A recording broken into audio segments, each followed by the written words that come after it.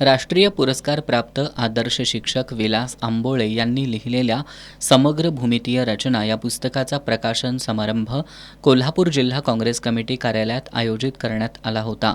आमदार सतेज पाटील यांच्या हस्ते या पुस्तकाचं प्रकाशन करण्यात आलं. यावेळी बोलताना आमदार पाटील यांनी विलास आंबोळे यांनी सेवानिवृत्तीनंतरही गणित विषयात केलेलं संशोधन इतरांसाठी प्रेरणादायी असल्याचं सांगितलं. या पुस्तकाच्या माध्यमातून विलास आंबोळे यांनी भूमितीय रचना आणि त्यामधील शास्त्र यांचा संग्रह अत्यंत सोप्या भाषेत उपलब्ध करून दिलाय. शालेय वयापासून गणिताविषयी मनामध्ये एक भीती असते.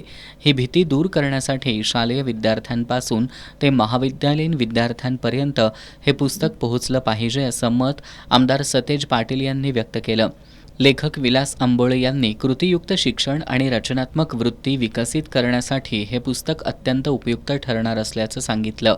यावेळी उपशिक्षणाधिकारी रवींद्र चौगुले, सिनेट सदस्य ॲडव्होकेट अजित पाटील, ॲडव्होकेट अभिषेक मिठारी, शिक्षक नेते भरत रसाळे, भारती पोवार, अनिल सोलापुरे, राजशेखर तंबाके, सुभाष महाजन, पांडुरंग कवडे, सूर्यकांत पाटील, विजय आंबोळे, सदाशिव देवताळे, विलास बारड, इरफान अन्सारी, उमाकांत आवटे, सलीम बैरागदार, प्रवीण आंबोळे, यश आंबोळे आदी उपस्थित होते.